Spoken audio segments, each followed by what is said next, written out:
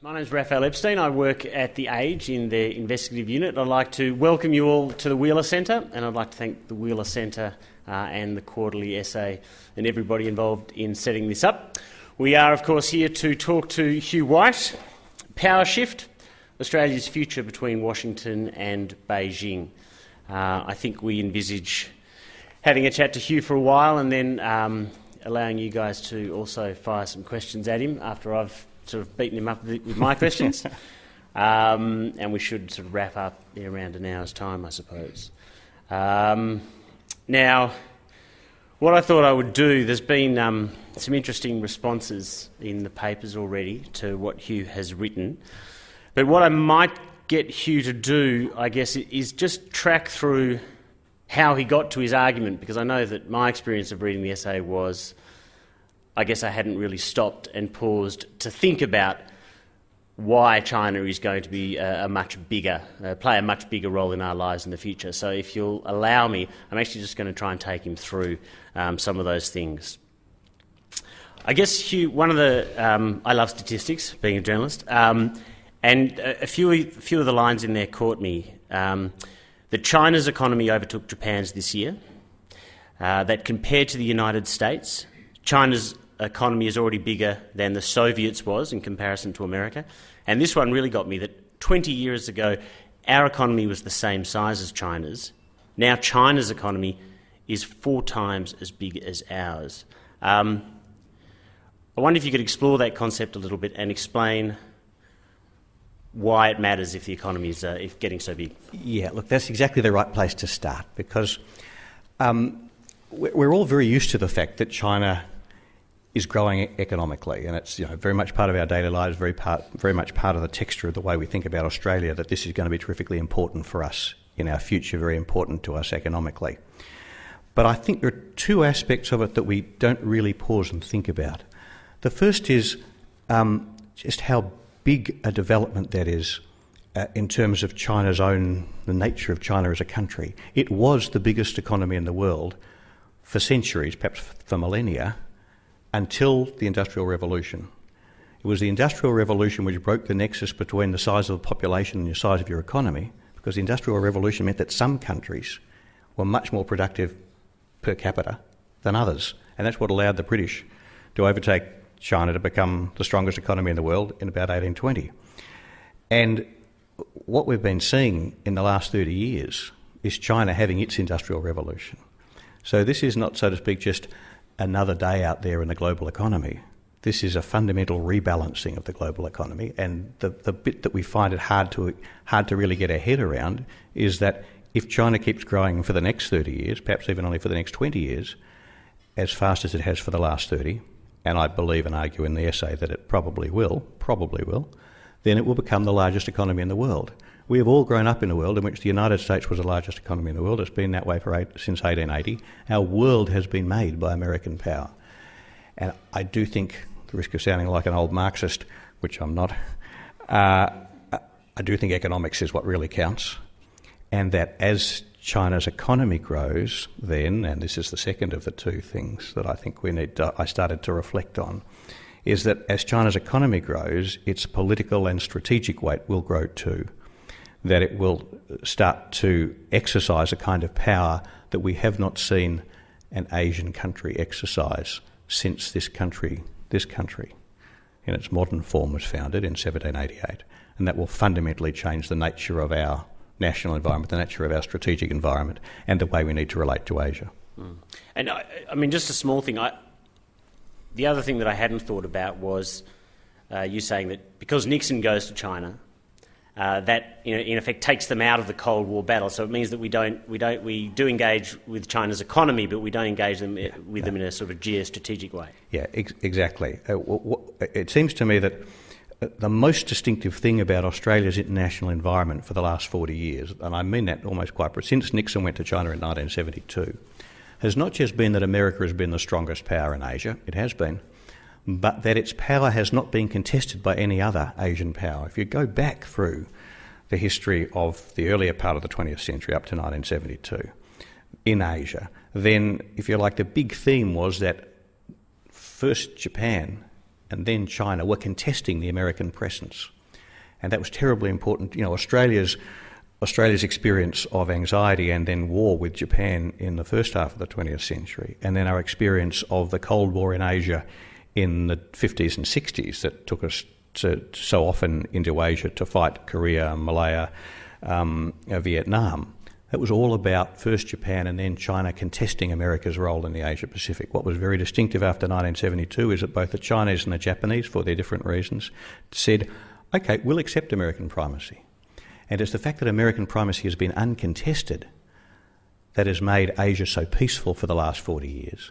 It's allowed all of that economic growth to take place, which has allowed Australia, as a very close ally of the United States, to nonetheless build this immense economic relationship with China. And I have an uncomfortable feeling that we may look back on this period from the future and see it as a terrific golden age. It doesn't get much better than this. And of course we take it for granted. Now, I do think that the reason China's economic growth, that remarkable economic transformation I touched on a minute ago, is so important politically and strategically is that as China's power grows, it will change its bid. It will no longer say, OK, we'll accept American primacy, you guys are in charge, we'll keep our heads down. Chinese, for 150 years, have aimed to make their country, and this is the slogan that they borrowed from the Japanese nationalists at the time, wealthy and strong. And as it becomes wealthy, they'll want it to become strong. Nothing necessarily wrong with that, but it's going to change the way Asia works. I guess before we look at how power might be divided up, one of the things that we do all think about when we think about China is their internal political system. Yes. And quite apart from the criticisms that perhaps visiting American and Australian leaders might make, how do we know what's going to happen in the future with the internal dissent? I mean, you read a lot of indirect things about what's happening there, but what do you think how is the economy impacting on the internal problems in China? It's a really critical question. As I said before, I think it's likely that China will keep growing to the point where it overtakes the United States to become the largest economy in the world, but I'm far from certain about that. Clearly a whole lot of possibilities, a whole lot of constraints on China continuing to grow.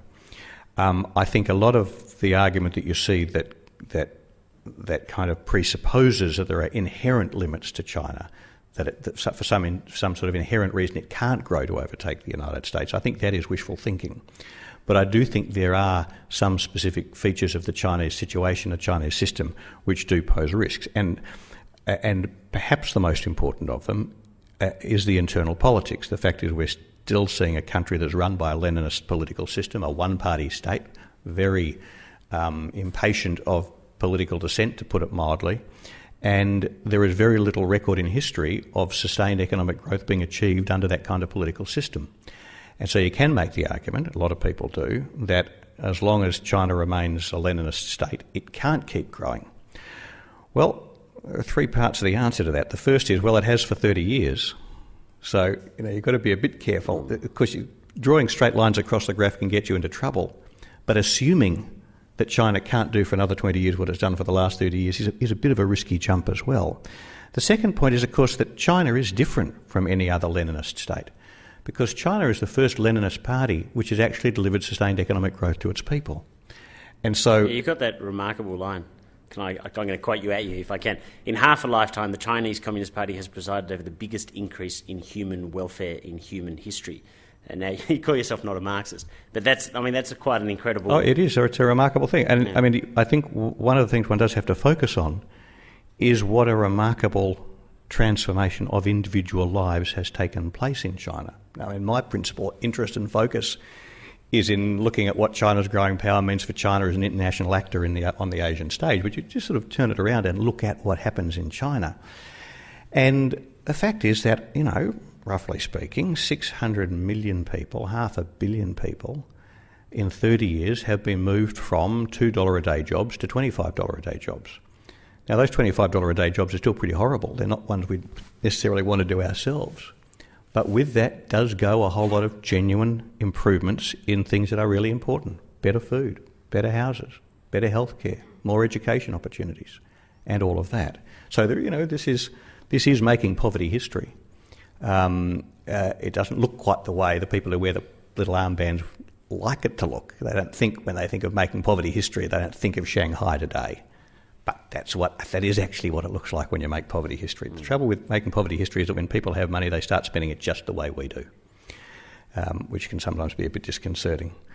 But I think the other side of that coin is that there are, of course, still very deep injustices in China, very deep inequalities in China, and there must be a big reservoir of unsatisfied longing for more political participation amongst people who, if they follow the pattern we've seen in every other society in the world over the last couple of centuries as they've made this transition to greater prosperity, they will want more political participation. Some people assume that an irresistible urge for political participation from the Chinese people will meet the immovable determination of the Chinese Communist Party to hold on to power, and that the result will be an explosion, the kind that seemed nearly to happen at Tiananmen, which did happen, of course, all through Eastern Europe. I don't think we should, if I can put it this way, reassure ourselves that the Chinese will mismanage their affairs so grievously that they'll let that happen, and that therefore that will make the thing stop. I guess I wonder, you say a few times what the Chinese people will want. Yes. Which, of course, is a very difficult thing to do with more than 1 billion people. But one of the lines you said, it's unlikely that the Chinese people will still willingly accept a subordinate position to America. And that's clearly part of the thesis, is they don't want to share power. But I wonder how much, when you say the Chinese people, are you just talking about the government, or do you think there is that internal trade-off within China that people want that sort of, to explore their manifest destiny, all those sort of things? Is that part of the reason that China will want to flex part of its muscle? Look, I think it is, and I think it's a very important part of the picture, and it's one we have to look at very carefully, and one we have to watch ourselves looking at very carefully. It's a very hard thing to observe impartially, if I can put it this way. Of course, a lot of Chinese people very reasonably grumble, and more than grumble, about things their government does. But nonetheless, my impression is, I don't speak Chinese, I don't regard myself as an expert on China in the sort of sense of our foreign minister, but I do see, when I speak to Chinese, when I follow the views of people who study China much more closely than I can from my position of monolinguistic incompetence, that these are people who are immensely proud of what their country's achieved. I live on Anzac Parade in Canberra, and when the big Chinese demonstration in support of the Olympic torch occurred, I was working away at something at my desk. I looked up from my desk and I saw above our hedge a frieze of red flags. Looked like something from a sort of Maoist-era propaganda poster. And I hadn't realised this whole thing was happening, and I looked up, what the... Anyway, I went outside and walked amongst these people, and there was an edge to it, quite a nasty edge in some ways, because it was, in a sense, an anti-Tibetan demonstration, amongst other things. But those, mostly students, mostly brought in from all over Australia, the overwhelming aura of that group was just immense pride in what China had achieved. And you can imagine how young Chinese must feel, and if for that matter, Chinese my age must feel, Chinese who grew up during the Cultural Revolution and have seen China do what it's doing today. I mean, why wouldn't they be proud of what they've achieved, notwithstanding all the reservations and all the anxieties and all I think genuine injustices as well. And I think one of the things that translates into is a great sense that their country should be a leader in the world. And there's a very potent psychological mix, I think, at work in China today, because they bring to the question of their status in the international system, of course, an intense sense of past greatness, civilization stretching back a long way, and of which, of course, they're intensely conscious. Then a very strong sense of recent humiliation. This is something we don't quite get. We don't understand, I think many Westerners, I think many Australians don't understand just how deeply the Chinese feel what the West did to it during the period of colonial, it's not quite the right word technically, but of European intrusion, dismemberment of the Chinese state through the 19th century, particularly after the Opium Wars, and right through up to the reunification under the communists in the late 40s.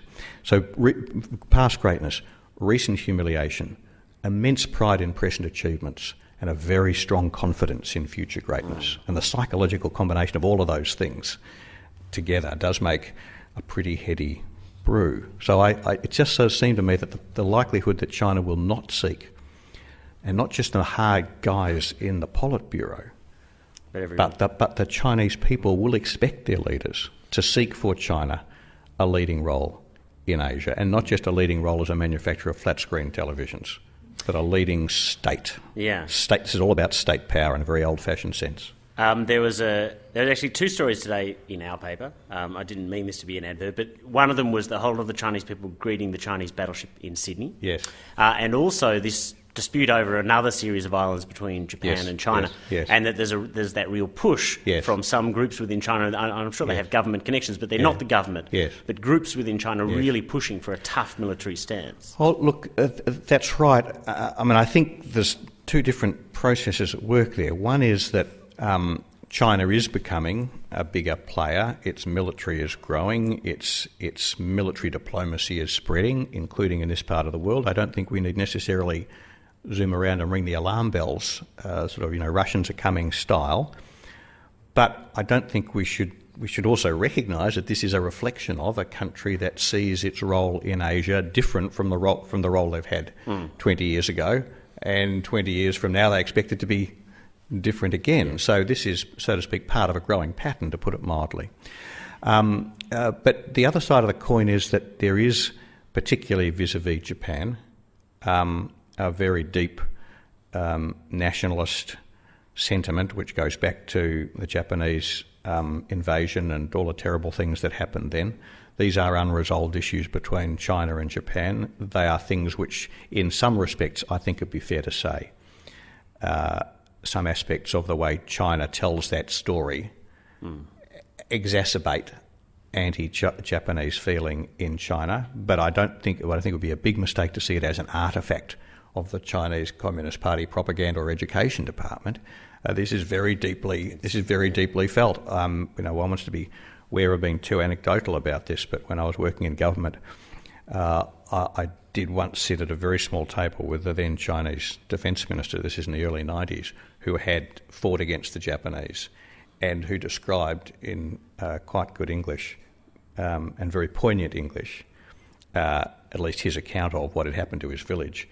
And, this went pretty deep, this was pretty sincere, and it was pretty scary too. So I don't think the anti-Japanese sentiment is confected, and I do think it's one of the reasons why management of China's aspirations, and for that matter Japan's place in Asia, which I think is a very critical and complex and uncertain thing, is going to be hard. These are not countries that naturally get on very well. Just before we get on, I guess, to what America should do and what Australia might choose to do, it would be good to look, I think I've sort of called them, you've gone through a series of scenarios in the essay about how it's going to end up, which paths China might take. And so perhaps we should have a bit of futurology. Let's look at what China might do before we ask what Australia should do. Well, one of the questions I'm trying to answer in the essay is what might China want to do with its power? And my way of doing that is simply to ask what are, for China, the benefits of different approaches to maximising its power. My starting point is that I think China will probably want to maximise its power, but of course it wants to maximise it without disturbing the region, because of course China needs the region to keep working reasonably well. Its economy depends on regional cooperation just as much as ours or America's does. So China has a classic dilemma. It wants to maximise its power without causing disorder. So how does it strike that balance? Well, one possibility, of course, and one that a lot of people fear, is that China will try and establish a kind of a hard-edged, militarist, Stalinist-style hegemony over Asia. And, this is partly because it's a communist country, and one tends to think communist country equals Stalinist foreign policy. I don't rule that out as a possibility in the future. I don't think we could say that there's no chance that China would ever behave in that way. But I've got to say, I think the chances of that happening in the next few decades are relatively low. That's not the thing I worry about most. I have two reasons for saying that. The first is I don't see evidence within the Chinese own discussion of their strategic situation of wanting that, and I see nothing in the way China's building their armed forces to suggest that they want to do that thing in particular, though they certainly want to increase their power. But the other reason is I think the Chinese understand that they're not strong enough to do it, even when they're the strongest economy in the world. Even if they keep growing remarkably for the next few decades, they are, in the face of American power, the power that America will still have, in the face of the Japanese power, which I take very seriously, in the face of Indian power, I think it would be massively disruptive for China to try and do that. I think we can, in effect, stop China doing that. The better option from China's point of view is to try and establish a soft hegemony, and I think this probably is what the Chinese think about. They'd like to be accepted as the leader of Asia. They'd rather not, like Stalin, have to impose that militarily. And when they look at what a soft leadership might look like, I think they probably look to the Western Hemisphere, look to America's leadership in North and South America, the Monroe Doctrine. America's in a pretty sweet wicket in the Western Hemisphere. Since 1824, it's been the uncontested leading power in the Western Hemisphere. It doesn't have to invade other people's countries, or not very often. You're broadly free, if you're a Latin American country, to get on running your own show, but if America's got an interest, there's no doubt America's interest is going to be paid attention to. There's no doubt America's leadership is very clear and unambiguous. And I think when the Chinese look at what they'd like, their vision of how they'd like their country to look 30 or 40 years from now, something that looks like American primacy in the Western Hemisphere, applied by them in the West Pacific, is pretty attractive. The trouble with that is that America in the Western Hemisphere doesn't face any other great powers, whereas China in our part of the world does, and in particular it faces Japan. It's a slightly flippant way of putting it perhaps, but I can imagine Australia, not without some big adjustments, but Australia acclimatising itself to become the kind of Argentina in that model of the Western Pacific. We'd be to China what Argentina is to the United States. But I can't imagine Japan being the Canada. Yeah. And I've tried that metaphor on many Japanese friends, and I've never got anything other than a very sour look indeed. So I think this is also where you get attacked the most as yes. well. And I want to Yes. give you a chance to respond to the attack, but when you're talking about this option, you use two phrases that I think people have picked up a lot. One is that the US could eventually decide to leave Asia to be run by China, and you also talk about the US surrendering yes. supremacy. Yes. And this yes. is the thing, yes. I think the immediate response yes. is, oh, you're just yes. talking about yes. America interfering with us yes. the same way America interfered, say, with Chile yes. and Nicaragua. Yes. Therefore, your argument is yes. unacceptable. Yes. And, that's where they really leap on you. No, look, I think that's right. And, I mean, to put that in context, you've got to see it's important to look at the third option, because I actually don't think China can establish even the Monroe-style primacy in Asia, because it does have to face America probably, not certainly, and Japan, and India eventually. And I therefore think actually for China the best thing to do would be to accept that it can't be the uncontested leader, American-style, Monroe Doctrine style in Asia, that it's the best it can hope for in a reasonably orderly way is to share power in Asia with Japan and the United States. I think that is absolutely, I'm sure that's absolutely China's lowest offer. Nothing less than that, less than being treated as an equal in a shared leadership structure in Asia. Anything less than that, China would not be counted as a great power. And the China that I see today is not going to settle for being less than a great power. So that, I think in this negotiation, that's going to be China's minimum position. The question is that going to be more than what America is prepared to offer? So are these negotiators going to meet in the middle? Because when you turn it around and look at America's options, America does, I think, have three choices as it confronts China's growing power. And it's worth bearing in mind that this is a unique challenge to American power. America has never before faced a strategic adversary whose economy threatened to grow bigger than theirs. It's not something the Soviet Union was ever going to do. It's not something that Japan was ever going to do.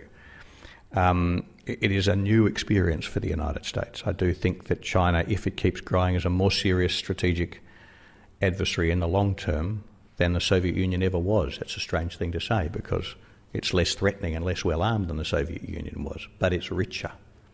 And in the end, I do think money counts in this business. So we've got as America faces this, I think it has three choices. And this is going to sound like an oversimplification, but I think it is actually this simple. I think there's a kind of Euclidean clarity in the choice that America faces. It could withdraw.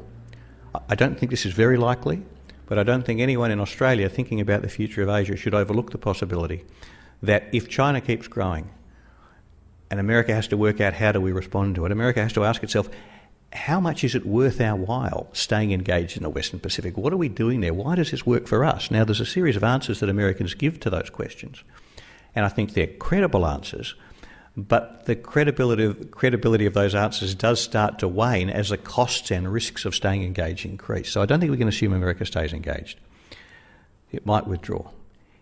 It could share. It could decide to meet China's minimum position and say, OK, you and us, instead of us being in charge, you and us will share power and we'll bring Japan and India in. We'll have a kind of a shared leadership.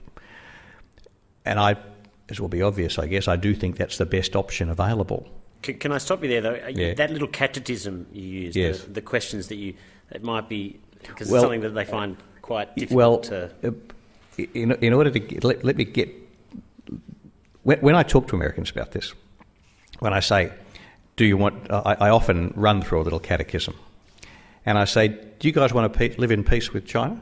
Oh, of course we do, absolutely. I say, are you prepared to treat China as an equal, as its power grows to equal and perhaps exceed yours? No, of course not. Quite an offensive proposition. And I mean, I don't mean that flippantly. I think a lot of Americans do find that. I think actually a lot of Australians actually find that quite an offensive proposition. Why should we treat China as an equal? My next question is, do you expect the Chinese to settle for anything less? And there's a pause, and they say, no, probably not. And so I say, well, what do you expect to have happen? And normally what happens then is shrug. Well, what that shrug means is the third option, because if you don't withdraw and you don't share, you compete. And I really don't think statesmen, politicians, journalists for that matter, academics keep on trying to find intermediate options between those. Oh, we can do a bit of both. No, I don't think you can. You're doing one of those three. If you're not sharing and you're not withdrawing, you're going to compete. Mm. And these things, of course, have a dynamic of their own. Once you start competing, the competition becomes more intense.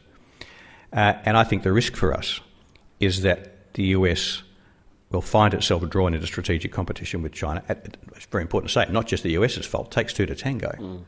But the US and China will be drawn together into an intensifying strategic competition. And I do think that is very dangerous, because although one might hope that such strategic competition could be managed in a responsible, sensible way in which there was a bit of competition but it didn't get in the way of really important things like making money, actually the lesson of history is that once strategic competition starts, particularly between very strong states, the chances of that competition intensifying and amplifying and getting out of control and eventually resulting in a breakdown of economic interactions and the very significantly increased risk of war and the risk that war would be very big, that it would go nuclear, all of those things come on the table. I just want to question two of those assumptions and then also throw something in that you mentioned.